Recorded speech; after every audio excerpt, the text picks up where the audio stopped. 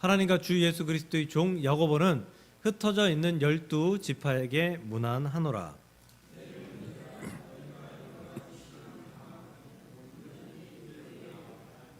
아멘. 아멘. 네, 오늘 예수님의 사람들 드디어 30번째, 거의 1년이 다 돼가네요. 예수님의 형제 야고보에 대해서 말씀 듣습니다. 많은 은혜가 있기를 축복합니다. 신약 성경에 야고보가 3명 등장한다고 말씀드린 적이 있습니다. 첫 번째 야고보에 대해서 말씀드릴 때 말씀을 드렸는데 기억하실런지 모르겠습니다.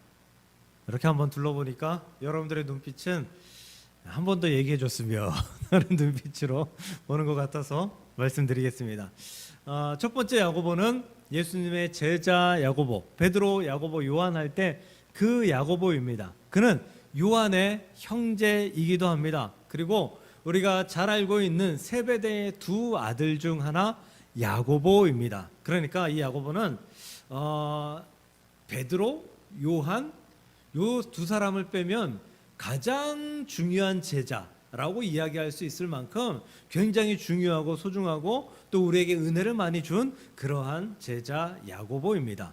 이 제자 야고보는 순교합니다. 그런데 제자 중에서 첫 번째로 순교하는 제자가 됩니다. 그리고 더욱더 특별한 것은 사도행전 12장인가요? 거기에서 이 첫 번째 제자 야고보의 순교가 있는데 성경에 유일하게 기록된 제자의 순교 장면이다라는 것입니다. 그만큼 야고보는 우리에게 소중한 사람이고 소중한 은혜를 베풀고 소중한 말씀들을 전해준 그러한 사람이다라는 것을 기억하셨으면 좋겠습니다. 두 번째 야고보는 역시 예수님의 제자 야고보입니다. 그 제자 야고보는 알려진 바가 거의 없습니다. 그래서 성경에서 이렇게 별명을 붙여 부릅니다. 작은 야고보라고. 그렇다고 해서 그가 이를 조그만 야고보라는 뜻은 아닙니다. 그에 대해서 알려진 바는 거의 없지만 그럼에도 불구하고 그도 순교했고 그럼에도 불구하고 그도 예수님의 제자로서 크나큰 일들을 감당한 사람. 그러나 우리는 그래도 잘 모르는 그러한 야고보, 제자 야고보. 두 번째 야고보고요. 세 번째 야고보는 오늘의 야고보입니다. 야고보서의 저자 야고보이고요. 이 야고보는 오늘 말씀의 제목처럼 예수님의 형제 야고보입니다. 친동생입니다. 마리아를 통해서 태어남을 받은 그러한 사람입니다. 천주교에서는 야고보를 이야기할 때에 예수님의 사촌 동생이라고 이야기합니다. 왜일까요? 천주교는 마리아를 신격화시켰기 때문입니다. 신격화시킨 마리아가 인간과의 관계를 통해서 인간의 방법으로 아이를 낳았다라는 것을 용납할 수 없기 때문입니다. 그러면 신성에 문제가 생기기 때문입니다. 그런데 이 야고보는 이 야고보에 대해서 누가복음 2장 7절에 보면 마리아의 첫 아들이라고 등장합니다. 아들이 하나인데 첫 아들이라고 이야기하나요? 외아들이라고 이야기를 하죠 보통. 외아들이라고 이야기합니다. 하나님의 표현으로 빌자면 독생자라고 예수님을 표현해야 합니다. 예수님이 첫 아들, 독생자 이런 표현을 받아야 되는데 예수님에 대해서 첫 아들이다라고 표현한 것은 두 번째 아들도 분명히 있을 것이다 라는 추측을 하게 만듭니다. 또한 마태복음 13장 55절을 보면 예수님에 대해서 이는 목수의 아들이 아니냐 예수님을 보고 말하는 것입니다. 그 어머니는 마리아고 그 형제들은 야고보, 요셉, 시몬, 유다라 하지 않느냐. 그의 친형제가 야고보, 요셉, 시몬, 유다라는 친형제가 있었다라는 것입니다. 이 야고보, 예수님의 친동생 야고보, 그가 어떻게 살았고 어떻게 은혜를 받았고 또 그에 대해서 어떻게 우리는 본받음을 교훈을 얻어야 될 것인지 오늘 말씀을 살펴보며 은혜 받기를 주님의 이름으로 간절히 축복합니다. 요한복음 7장 5절입니다. 이는 그 형제들까지도 예수를 믿지 아니함이로라. 형제들이 예수님이 살아계실 때에, 물론 지금도 살아계시지만 인간으로 살아계실 때에 믿지 않았다라는 의미예요. 유대인들이 예수님을 죽이려고 하니까 예수님은 갈릴리에 머물려고 하십니다. 유대 땅에 가면 그 유대인들이 본인을 죽이려고 하니까 아직은 죽을 때가 아니시잖아요.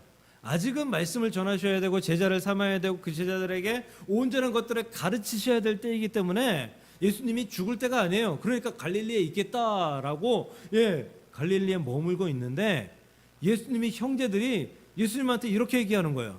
아니 예수님, 형, 당신이 하나님의 아들이면 그 유대 땅에 가서 복음을 전한다고 해도 하나님께서 살려주시지 않겠어요? 보호해 주시지 않겠어요? 그러니까 가세요. 제발 좀 가셔서 본인이 말하고 있는 그 복음에 대해서 그 유대 땅 모두에게 다 전해주세요 라고 비아냥 섞인 소리로 부탁하는 거예요. 그 이유는 이런 이유입니다. 예수님의 형제들이 예수님을 믿지 않았기 때문, 그리고 두 번째는 예수님의 형제들이 예수님 때문에 곤욕을 치르고 있기 때문이에요. 예수님께서 하시는 말씀, 내가 하나님의 아들이다 라는 그 말씀 때문에 예수님의 형제들이 많은 비판을 받고 고통을 받고 있기 때문이에요. 어떤 사람은 와서 소리 지르고, 어떤 사람은 와서 해코지하고, 어떤 사람은 와서 폭력을 가하고, 이런 모습들을 예수님의 형제들, 가족들이 당하고 있기 때문이에요. 저 어릴 때만 해도 제가 어디가 사고치면, 사고친 기억은 나진 않는데 사고 쳤겠죠. 작은 사고라도. 사고치면 보통 이렇게 얘기했죠. 야, 너 누구 집 아들이야? 너 아버지가 누구야? 어디 살아? 보통 이렇게 물어보죠.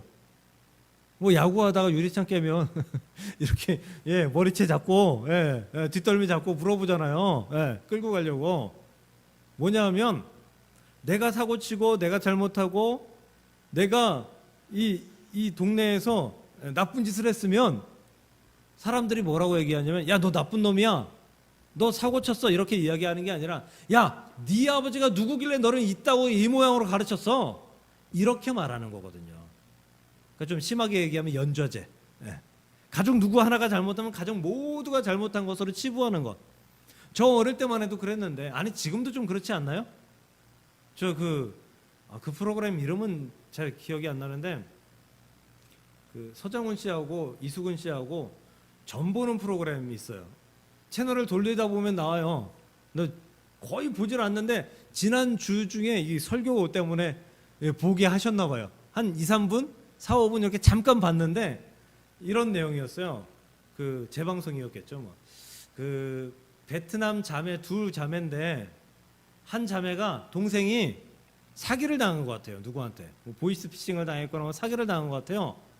그런데 그 일을 딱하게 여겨서 그 친구들이 돈을 모아서 그 돈을 갚아줬어요.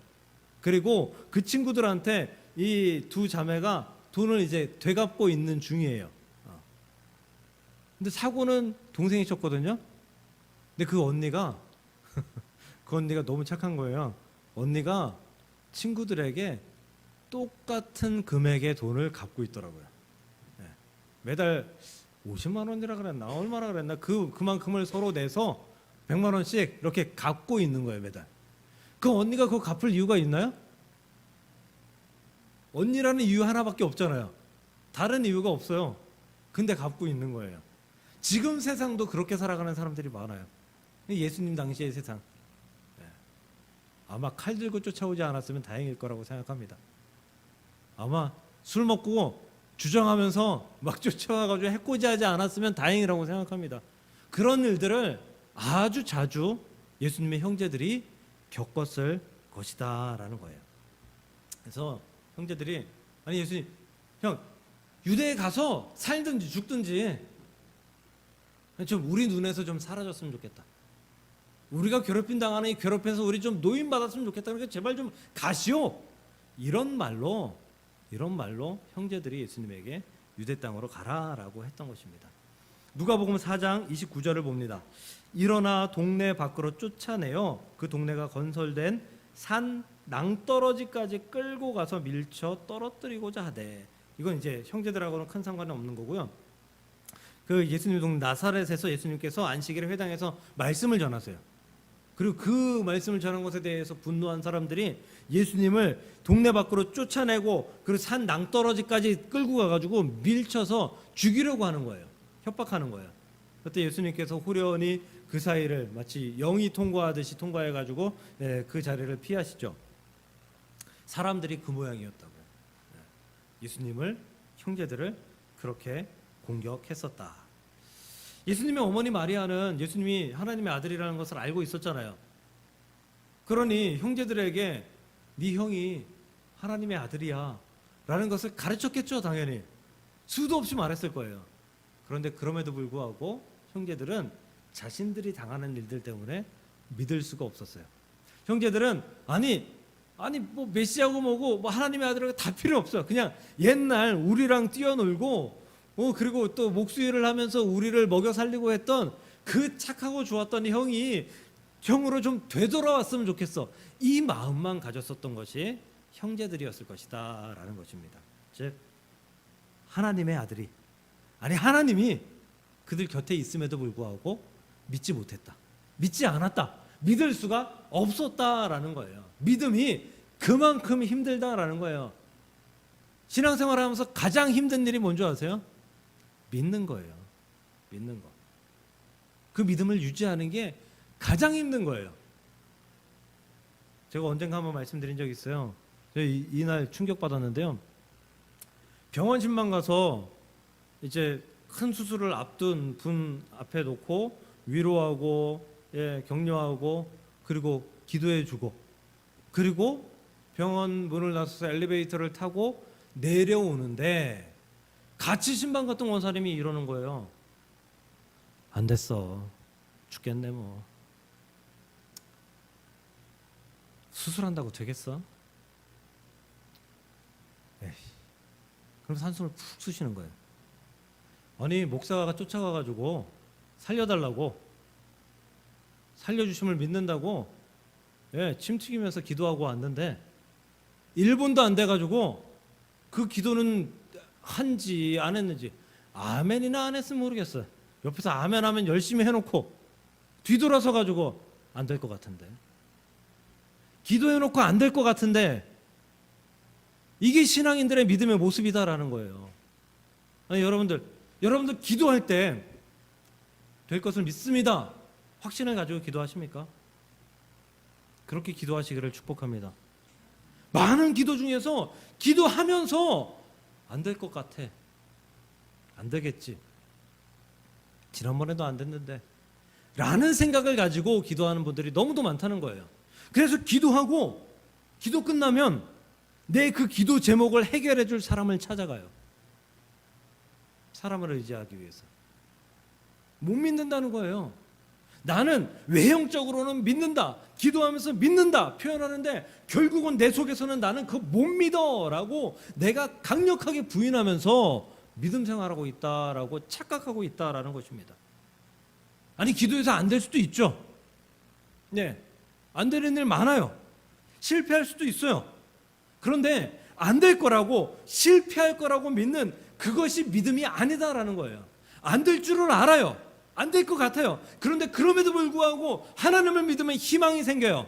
하나님을 믿으면 이것이 하나님의 능력으로, 하나님의 기적으로 이것을 해결해 주고 이것을 뒤집어 줄 그런 하나님의 능력을 믿고 의지함으로 기도해요. 이것을 믿음이다라고 말할 수 있는 거예요. 안 되는 것, 안 될 게 뻔하지만 내가 기도합니다라고 기도하는 것, 그런 기도 하나님께 아뢰지 마십시오. 하나님께 기도할 때에, 우리의 믿음을 보일 때에 우리의 믿음의 확고함을 가지고, 그리고 그 기도가 응답되지 않으면, 들어주지 않으면 하나님께서 다른 뜻을 가지고 있다라는 또 다른 확신, 또 다른 믿음을 가지고 그 기도에 매진할 수 있고 믿음 생활에 매진할 수 있는 저와 여러분들 될 수 있기를 주님의 이름으로 간절히 축복합니다. 결국 예수님이 죽은 후에야 야고보는 친형이었던 예수님, 하나님의 아들 독생자 예수 그리스도를 믿게 되었던 것 같습니다. 고린도전서 15장 4절부터 8절입니다. 제가 적어왔거든요. 제가 읽어드릴게요. 장사 지낸 바 되었다가 성경대로 사흘 만에 다시 살아나사 게바에게 보이시고 후에 12제자에게와 그 후에 500여 형제에게 일시에 보이셨나니 그 중에 지금까지 대다수는 살아있고 어떤 사람은 잠들었으며 그 후에 야고보에게 보이셨으며 그 후에 모든 사도에게와 맨 나중에 만삭되지 못하여 난 자 같은 내게도 보이셨느니라. 네. 제가 좀 길게 읽었어요. 왜냐하면 예수님께서 만난 사람들을 사도 바울이 지금 나열하고 있어요. 처음 나열할 때에 앞에서 이렇게 얘기해요. 게바, 베드로와 12제자들에게 나타내 보이셨다라고 말씀하죠. 그리고 그 후에 500의 형제에게 보이셨고 그 후에 야고보에게 보이셨다라고 말합니다. 그럼 지금 이야기하고 있는 야고보는 예수님의 제자 중 야고보일까요? 아니겠죠. 앞에서 제자들에게 나타나 보이셨다라고 말씀하셨잖아요. 말씀했잖아요. 그러니까 지금 나오는 야고보는 또 다른 야고보예요. 예수님의 형제 야고보다라는 거예요. 그러니까 야고보는 예수님이 부활하신 모습을 본 거예요.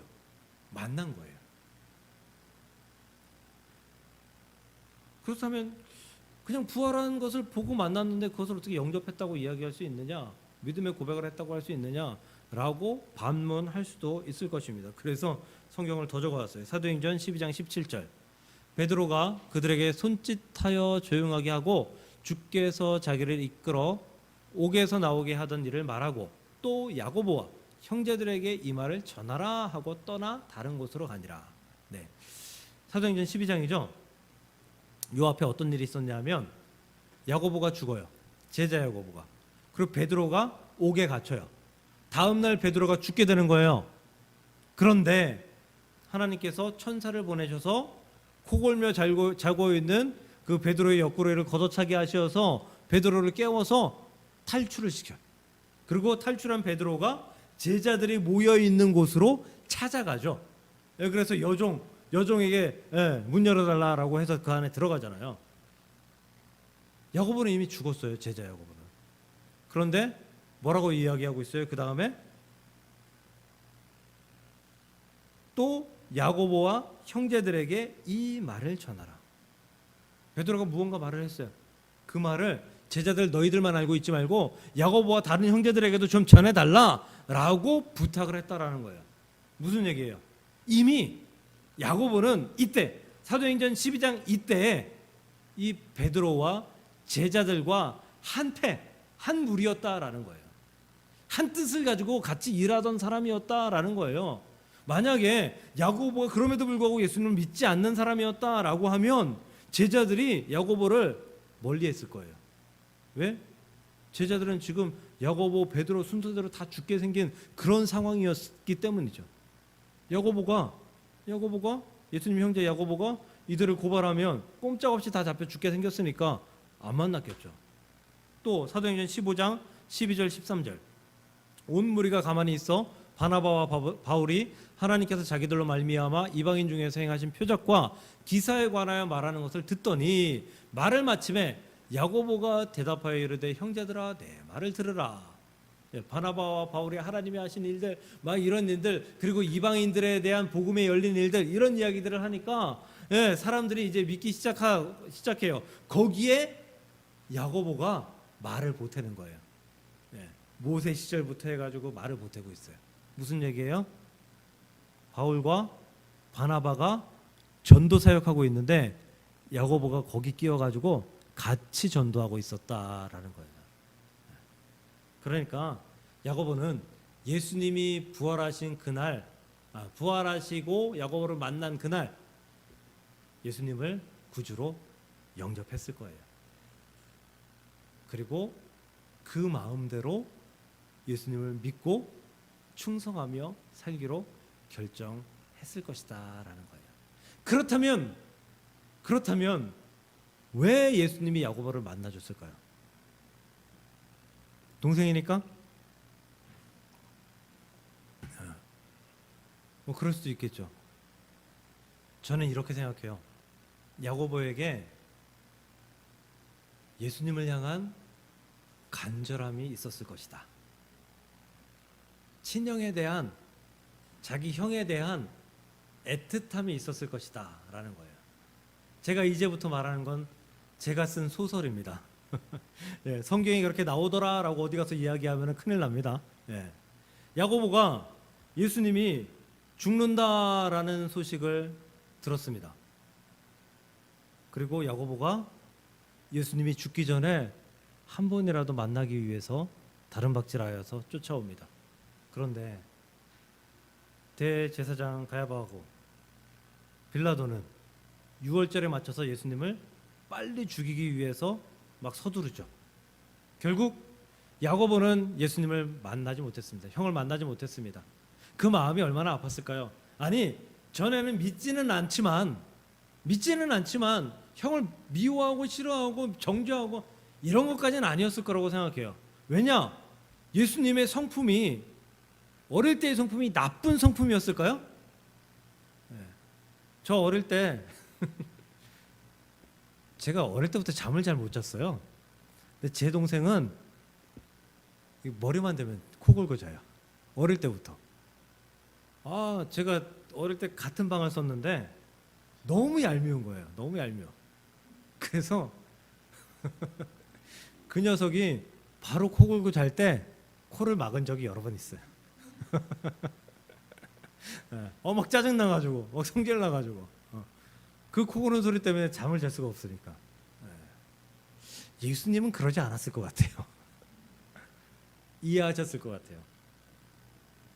뛰놀면서 그 동생들을 먼저 먹이고, 양보하고, 사랑하고, 그렇게 동생들하고 어린 시절을 보냈을 것 같아요.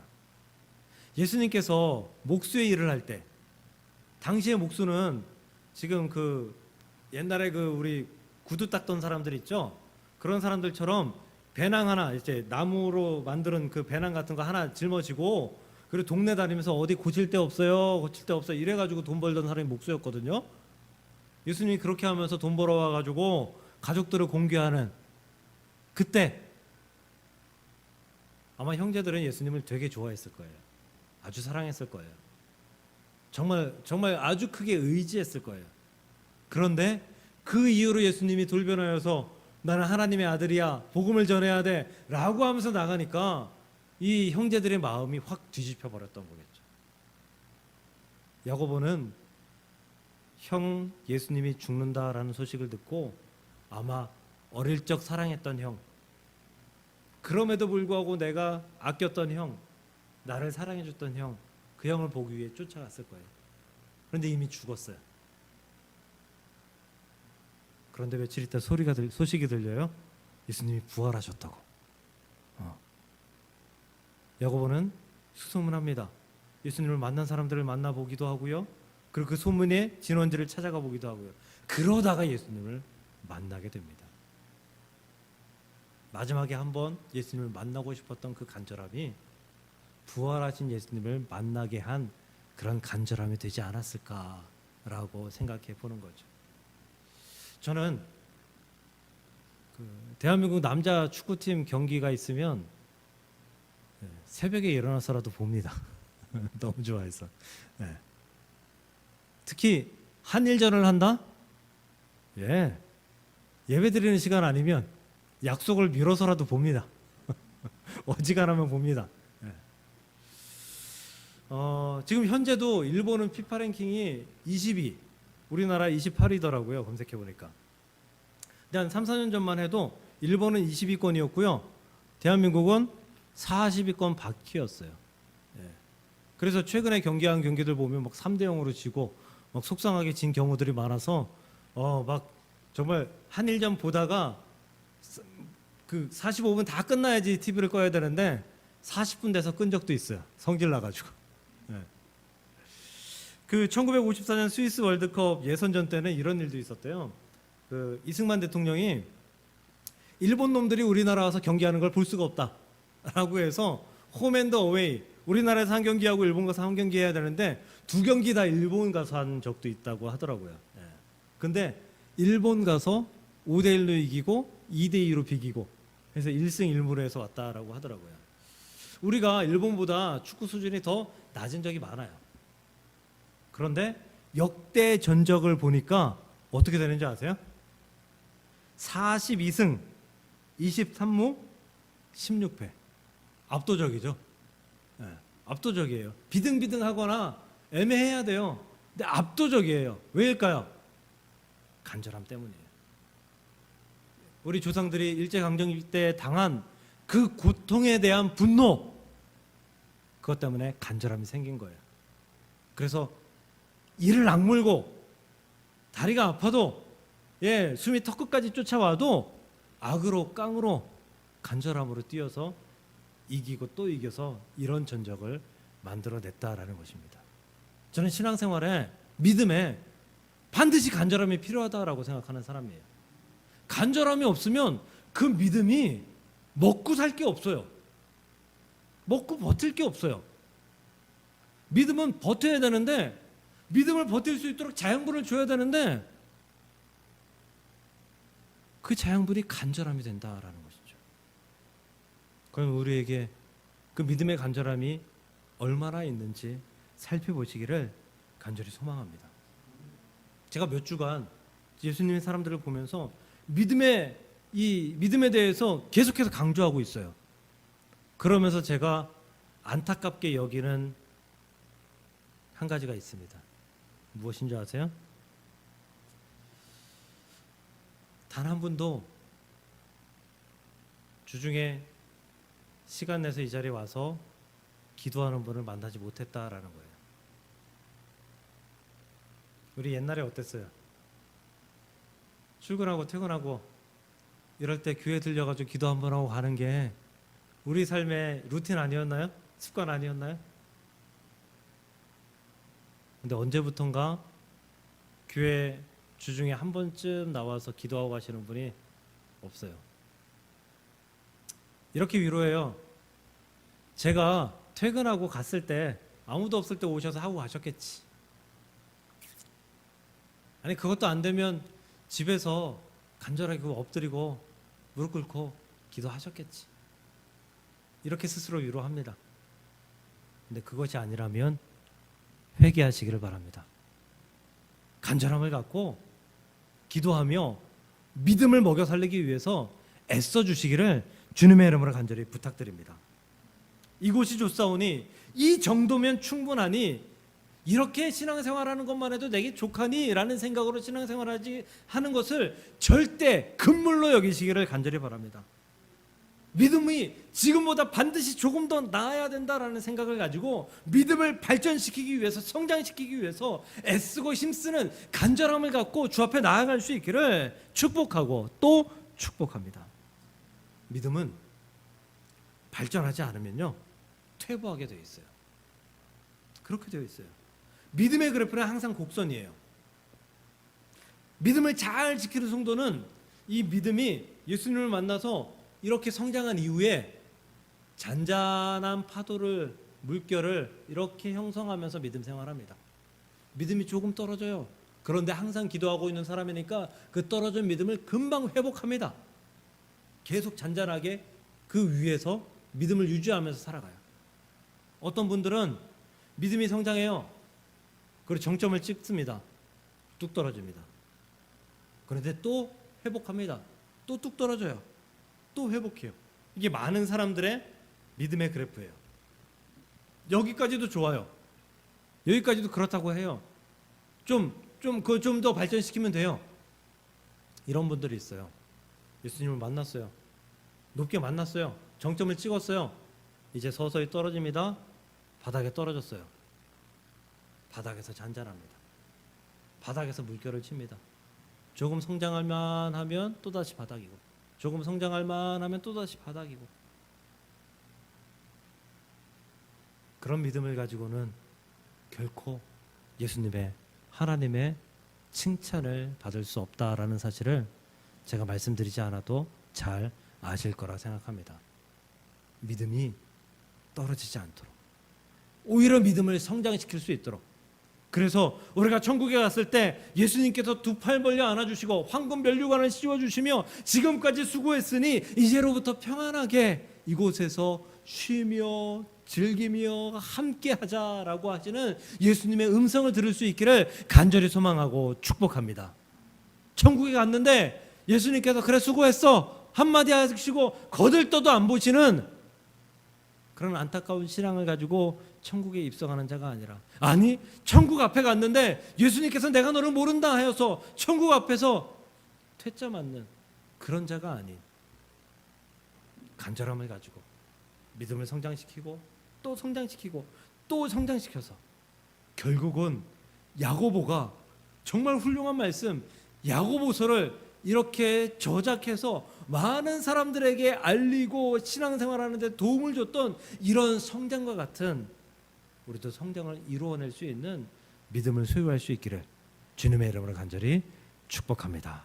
그 믿음 속에서 우리 야고보를 닮아가는 믿음의 성장들이 매일마다 우리 안에서 열매를 맺을 수 있기를 주님의 이름으로 간절히 축복합니다. 기도하겠습니다. 하나님, 예수님의 형제 야고보를 봅니다. 그는 예수님을 믿지 않았습니다.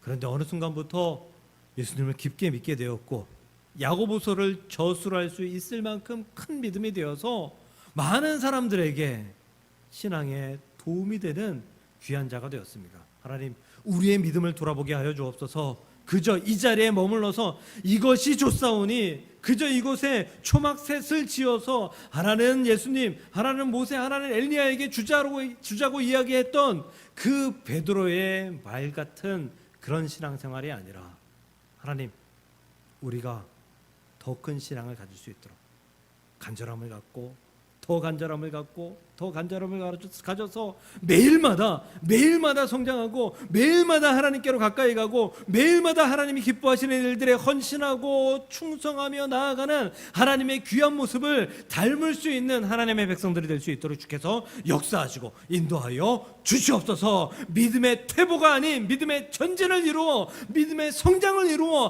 하나님의 칭찬받는 아름답고 복된 백성들이 될 수 있도록 주께서 역사하시고 인도하시며 축복하여 주시옵소서. 예수님의 이름으로 감사하며 기도 드리옵나이다. 아멘.